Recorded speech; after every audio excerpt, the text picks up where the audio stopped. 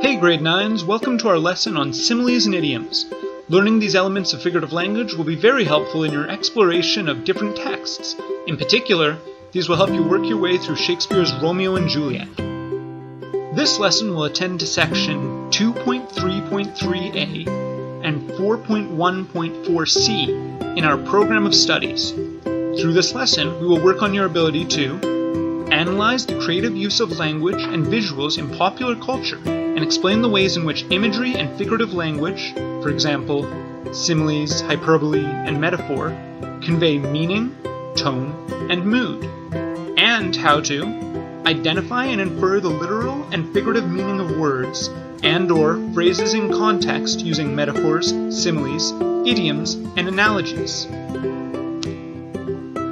Before we get into learning about similes and idioms, let's take a moment to figure out how much we already understand. Take a look at these example phrases and see if you can figure out whether they are similes, idioms, both, or neither. If you don't think it's a simile or an idiom, make a note of what you think it might be instead. Your instructor might have provided you with a handout of these phrases, but if not, just note your answers down however you can. You should pause the video here and take the time you need.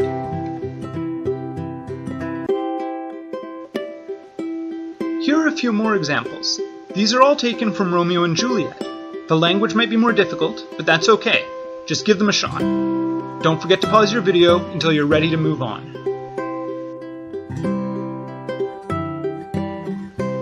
As we go through our introduction to similes and idioms, we'll be working with one example to build our understanding. His head was as big as the moon. This phrase is both a simile and an idiom. Now, let's see if we can figure out why this statement is both. The Cambridge Dictionary defines a simile as an expression comparing one thing with another, always including the words as or like. Note the use of the absolute phrase always including the words as or like. The Merriam-Webster Dictionary definition is somewhat different.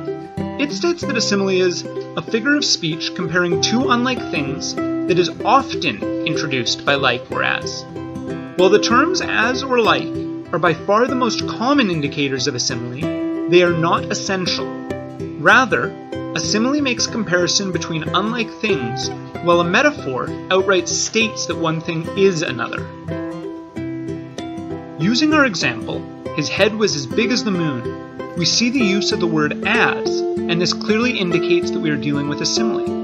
On the other hand, if we said, his head was the moon, there is no word indicating comparison. We are directly stating that one thing is another. This would be a metaphor. However, if I said, his head was bigger than the moon, there is no telltale use of like or as, but this is still a simile. Why? Because the use of the preposition than is still allowing me to make a direct comparison between the two separate elements, his head and the moon. If you see a comparison using like or as, you're almost certainly dealing with a simile. But just because you don't see these terms does not mean that it is not a simile. Look for words which indicate a direct comparison between two different things. If you find one, then you're probably dealing with a simile. Now let's move on to idioms. The Cambridge Dictionary defines idiom as a group of words in a fixed order that have a particular meaning that is different from the meanings of each word on its own. In some ways, any simile could be an idiom. By creating a comparison between two different things, an author creates a distinct meaning from the order of the words, which is not necessarily present in the original definition of the words. However, generally speaking, an idiom is a phrase which has gained popular acceptance within a particular language group or culture as having a specific meaning. An idiom does not usually need to be explained to a fluent speaker, nor does it require context clues to reveal its meaning.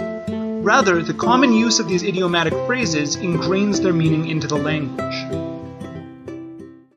The uniqueness of idioms to a particular language means that, if translated, they won't necessarily make sense.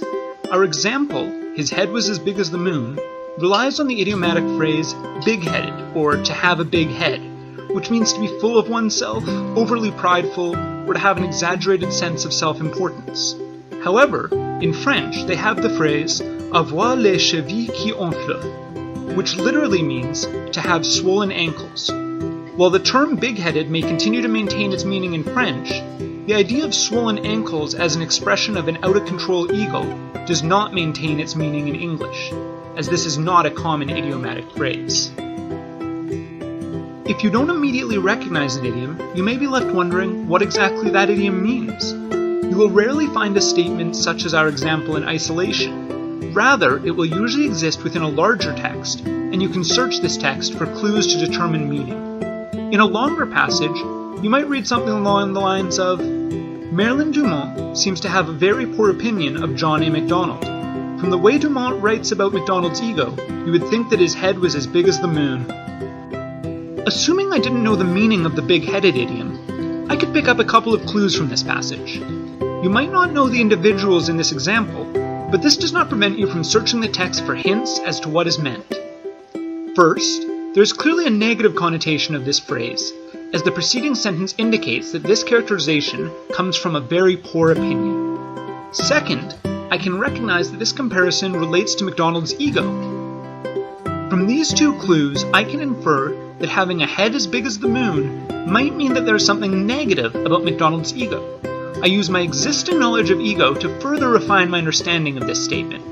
I know that having a false or exaggerated sense of oneself is generally considered a negative trait, while being humble and having your ego under control is seen as a positive trait. So, having a big head likely means that one has an inflated sense of self or an out-of-control ego.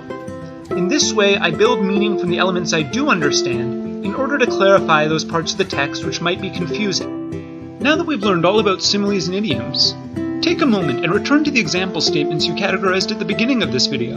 Can you revise your assumptions based on any new information you learned? There's also another element of figurative language that was present in some of the examples used throughout this video. Can you figure out what it was? It's hyperbole, an exaggerated statement not meant to be taken literally. His head was as big as the moon is actually a hyperbolic simile. We'll learn more about hyperbole in our next video on metaphors and hyperboles. Thanks for watching. I hope you enjoyed learning all about similes and idioms.